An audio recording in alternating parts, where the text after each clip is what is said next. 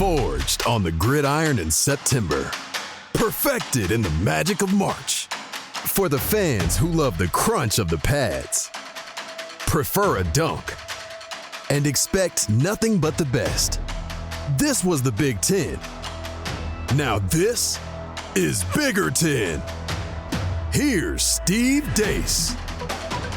Greetings and welcome to another week of Bigger Ten here. I'm Steve Dace with my co-host, who will never be my partner, the one and only Aaron McIntyre. Good to see you again, brother. And it is now officially fall. We're heading into October here soon when we kind of separate pretenders from contenders in college football. So how are you?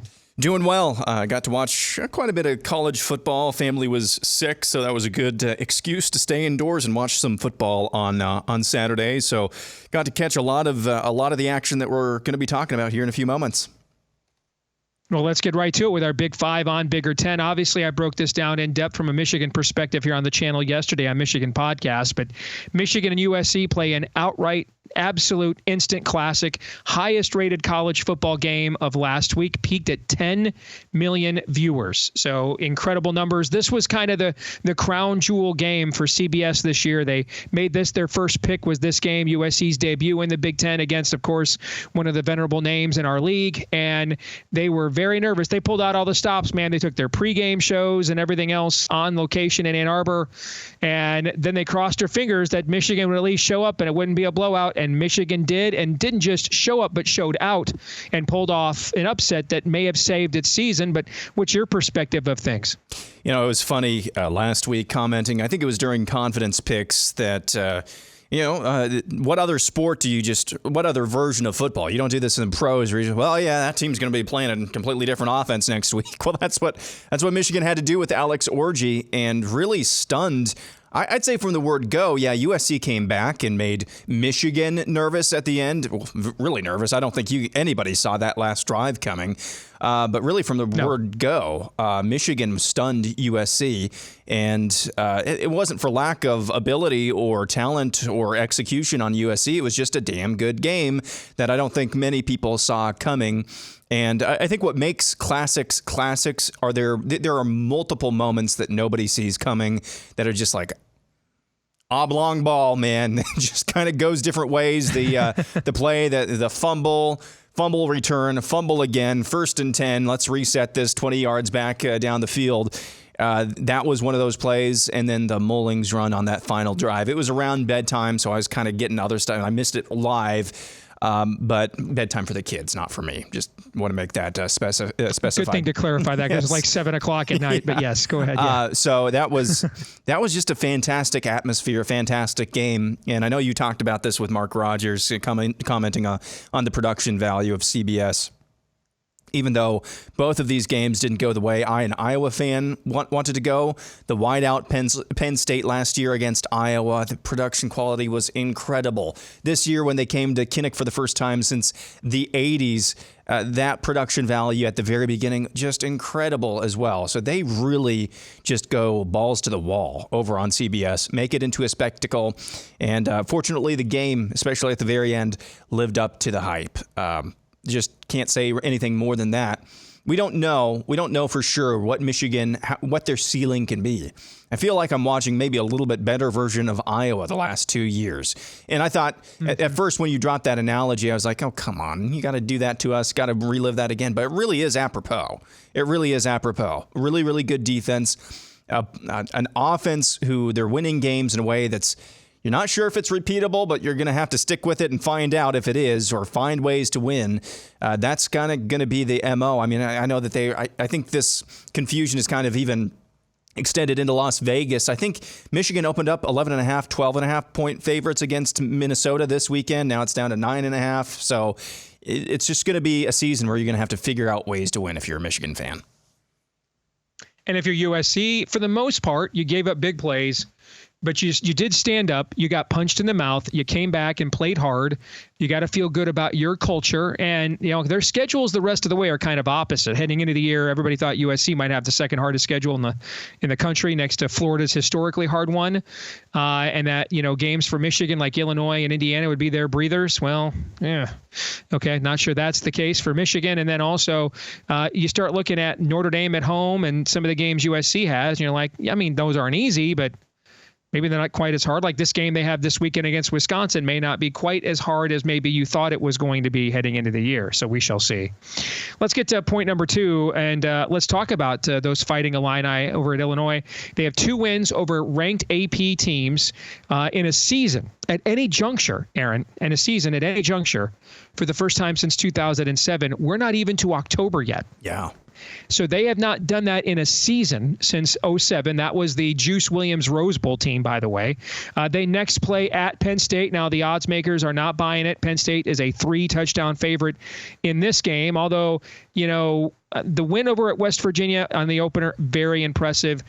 They struggled with Bowling Green. Bowling Green, I think, might be the best team in the MAC, but still, that's maybe not a team you should struggle with. I mean, Kent State basically is a rotting carcass of a program. Am I wrong for thinking that Illinois might be the more tested team here? Oh, not at all. No, not at all. West Virginia's kind of had a weird season since then so far through 3-4 games, however many they've played. But I get the reason the line is what it is. Opened at 21, now it's down to I think 19 is what I saw at last glance. Illinois absolutely is the more tested team. Penn State is the more talented team by far. This has got to be one of those games you just cannot let Illinois hang around if you're Penn State, because they've proven in tough matchups, in tough moments, if you let them hang around, they're just going to take advantage of that. They did that against Kansas, and the game plan that you said the Huskers needed to avoid last week, that was what Illinois did. They just hung around, waited for you to make a mistake or two, and then at the end were obviously able to capitalize on that. So am I going to call for the upset? Not necessarily. I'll let you make that call later on, and would you rather? But this is going to be a game, if you're Penn State, you need to put this away early. You need to put it away early because Illinois has shown if you just let them hang around, even if it takes 9 overtimes, I think that was the number of overtimes that it took a few years ago, even if it takes 9 overtimes. The safety game, I forgot about that. They'll kill you. So hats off to Illinois for what's a phenomenal season that I don't think anybody so far saw coming. By the way, did we have Illinois power rated 18th after if we had just watched the Big Ten, the BTN Camp Report tour? No, Didn't we have Illinois 18th? Well, yeah, we had. Yeah, that was the one where I saw. Let's just get out of here, get in here, get out of here. Let's go. That was the one that I think I commented that about. So. Yeah. Well, there you go. Yeah. All right, let's get to point number 3. Speaking of Nebraska, I mean I'm out of hyperbole. I'm out of adjectives. I'm out of metaphors. I'm out of words. Nebraska continues to invent ways to lose football games. Have you ever heard of a team having a 3rd and 42 in overtime, Aaron? In overtime. I've never seen that before. When you start at the 25-yard line, you have a 3rd and 42. On the other side of the 50-yard line. Yes. Never heard of such a thing. 3rd and 42. Is what Nebraska faced in overtime against Illinois, 3rd and 42. If you're a Husker fan, you're thinking, I've seen every conceivable way to lose a game. No, you haven't. You have not yet seen 3rd and 42 in overtime, okay? The Huskers have not beaten a ranked team, Aaron, are you ready for this? Yeah. In 2,933 days. That's how long ago it's been since they've beaten a team ranked in the AP poll. Everybody knows this stat. It is still among some of the most amazing stats of my college football fandom, like Florida State finishing in the top 4 of the AP poll for 14 consecutive years. Okay. This stat is up there. Okay. Nebraska is now 8-31 in 1-score games since 2018. 8-31, meaning no progression to the mean, where that oblong ball you just talked about bounces the other way for you for a change a few times in a row. It just never happens, to the point that you end up with a 3rd and 42 in overtime for reasons Okay, if I'm a Nebraska fan, I'm beside myself. Yeah. I don't know what to do. If I'm Matt Rule and that coaching staff, I have no clue what to do. What say you? Man, I feel just utterly foolish for picking Nebraska, and confidently so. And I've been the one that's saying, and along with others, I've been the one that's been saying for years now, I just need them to show me that they can win these types of games. I need them to show me that. And then last week I'm like, I don't think it's going to be a close game, not realizing again that, or not thinking about the fact again that they really hadn't been tested so far this year. I should have been more cautious about this. It is just uncanny. Just a wonderful atmosphere in Lincoln, Nebraska on a Friday night. Mm-hmm. Wonderful game. Mm-hmm. You know, you've got the Patrick Mahomes cosplayer out there, and that guy is legit. He missed that last touchdown, wide open touchdown pass. The dude is legit. For a freshman, he's making some incredibly pro-level throws. But man, I don't know. I hope the psyche and culture of this team is different than what it ended up being under Lincoln Riley, Scott Frost. But I'm sorry, Mike Riley, not Lincoln Riley, Mike Riley. But I don't know what to say. I'm kind of speechless. What can you say? I've got nothing. Yeah. You just can't invent stats. They lose like one that. Offensive lineman and they just get sacked, stacks of sacks, and it's 3rd and 42 in overtime. Never seen that in my life. That's the biggest overtime rout that I think I've ever seen. Okay.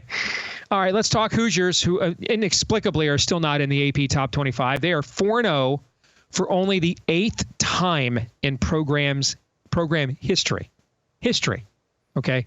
They've been playing football in Indiana since the 1880s. They've only been 4-0 8 times ever.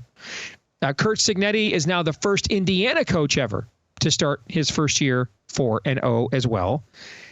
Although I will tell you, the game against Maryland this weekend, I don't know. Is it stinky? It kind of stinks to me. Yeah. He stinketh. Yeah. Like a game kind of stinketh to me, but I smell maybe something cooking there. Nevertheless, fantastic start for the Hoosiers. Yeah, and I got to watch a little bit more of their game this last weekend than any of their previous games before that. And, they're just doing repeatable things. That's, I think, the most impressive thing, especially given that it's year one. He did bring in a lot of his top talent from James Madison, who, boy, did you see that game? Good grief. North Carolina put up a 50-burger and lost by 20. Lost by 20. Yes. That looks like a North Carolina James Madison basketball score, but in reverse, 70-50. But yes, go ahead. Yeah. I still think, I do agree, this game stinks this weekend. I still think, though, that your expectations for the rest of the season are light years beyond what they were to start the year for Indiana fans. Even if you do drop a stinker here to Maryland, just the level of dominance, really, against each opponent that they played is still really impressive. And like I said, to me, it didn't look fluky. It didn't look gimmicky to me. It just looked like repeatable brands of football that they were playing. So I guess, we'll see. That would be a pretty, given these teams coming in, it would be a pretty big upset in my mind. Maryland, people, I think, and they pointed this out on the BTN bus tour, Maryland's doing better on the defensive side of the ball overall the last couple of seasons. So they can play on that side of the ball. That's basically what kept them in or won the game against Virginia earlier this season, was Maryland's defense. So just keep an eye on that. But that something does stink about this weekend. Finally, let's close out with your favorite team. The Iowa Hawkeyes go on the road to Minneapolis and continue really what has been, for the most part here in the 21st century, mastery over Minnesota. PJ Fleck now falls to 1-8 in his coaching career or his coaching career against Iowa. Not all of those games were at Minnesota. This avenges last year's one of the most controversial calls to decide a game in recent Big Ten memory. Was it a fair catch or was it not? Right, but Iowa is down 14-7 at the half. The Hawkeyes throw caution to the wind and just keep running Caleb Johnson into stacked boxes and score 17 or 24 unanswered points. Cade McNamara had 11 completions for 62 yards. Caleb Johnson, by the way, Aaron, I don't know if you've seen this stat. Yeah. He has faced more stacked boxes than any other Power 4 tailback. Only service academies have faced more stacked boxes than Iowa has. He's averaging like 9 yards a carry against stacked boxes. That means pre snap, you're looking at an 8-man front or more pre-snap. That's what that means. And he just ran all over them. He's been running all over absolutely everybody. And Iowa goes into Minneapolis and gets it done. Yeah, and that second half was just kind of weird.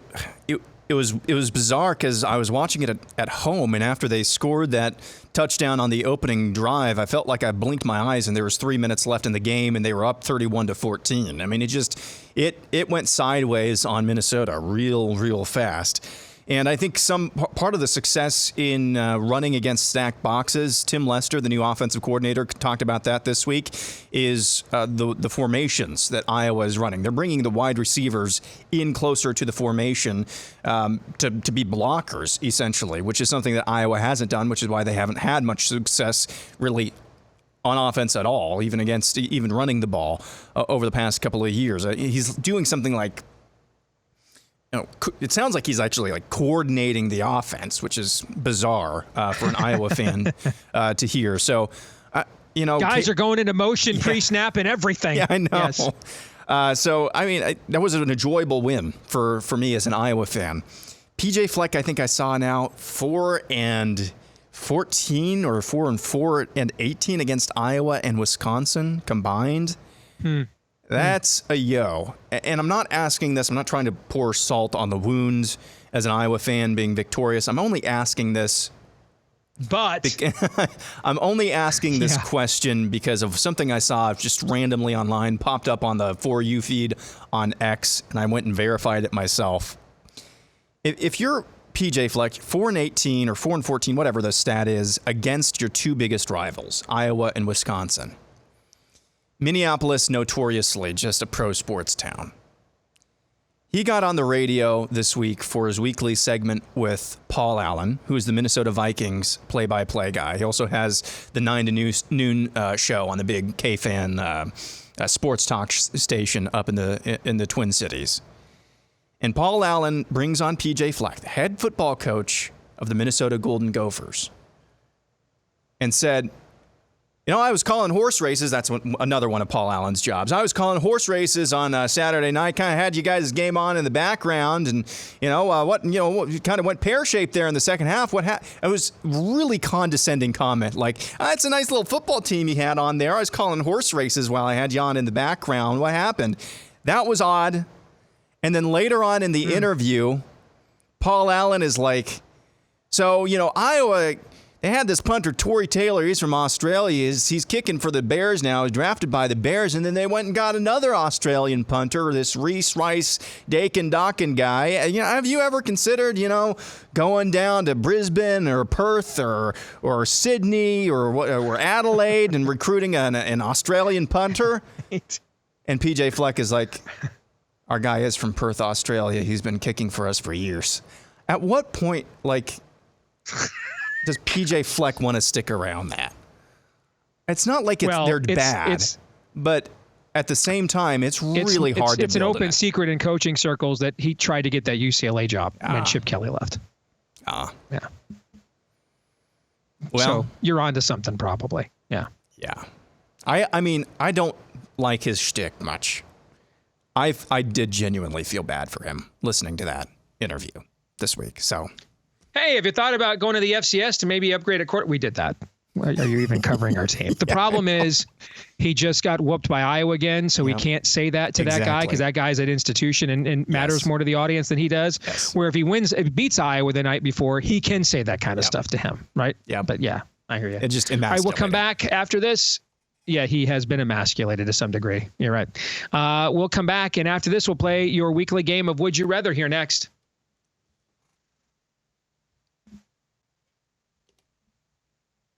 All right, Aaron, let's play some Would You Rather. I'll start with this one for you. They're both 4-0. One is ranked. The other one should be. Would you rather bet Indiana or Illinois to win the Big Ten at this point? I think in terms of high-level conference play, I still trust Brett Bielema more than I do Curt Cignetti, although I'm beyond impressed with the start to Cignetti's Indiana coaching career. So I would not bet either of those. in real life, but in a vacuum, I'm going with Illinois, even though I could not be more impressed with Kurt Cignetti right now. I just think Brett Bielema in the Big Ten has a better track record of, like I said, with describing Indiana earlier, repeatable success. So I'm going with Brett Bielema. What about you? Same answer? He told us in the preseason he wins that we should have Googled him. Like you said, that's our own fault. We didn't Google him. We should have done that. This one's for you. Would you rather bet Illinois or Michigan State to spring a massive upset this weekend? So if you know the history of the Michigan State-Ohio State series, when Ohio State is a big favorite, man, even whether Michigan State is good or whether they're not,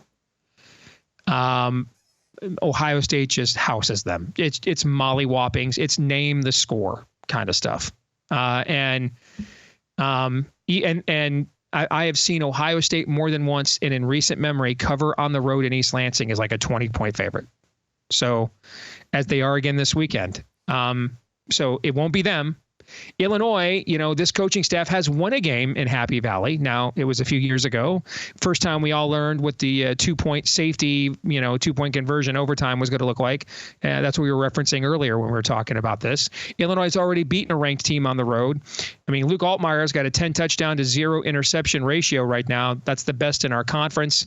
You have to think Illinois' confidence is sky high. I don't think they'll win the game on Saturday, but to me, this is not even a close call whatsoever. Even though Illinois is the road team, I'd much rather play them. Yep. All right, for you, would you rather bet over 39.5 in Minnesota, Michigan, or over 45.5 in Rutgers and Washington? So, this is a good way to make decisions in sports betting. Not really. The line is already down to 35.5 in Minnesota, Michigan. Oh my gosh, I hadn't seen that when I put this together. Wow. Okay. And it's down to 44.5 in Washington, Rutgers. So you could look at that one of two ways. The sharps this early, we're taping this on Wednesday. We're still early in the week. Most of the public doesn't bet until Friday night, Saturday, day of the game. Sharps really anticipate no points, or very, very, very few points in Minnesota, Michigan. Few points in Washington, Rutgers, but the degree of intensity is not as much in that ball game in terms of bettors expecting few points. So I'm going with Washington, Rutgers over 45.5. Although I would not bet the over in real life on either of those games, even at 35.5 in Minnesota, Michigan. All right, finally for you, would you rather be David Braun or Ryan Walters at this point in the season? Definitely David Braun.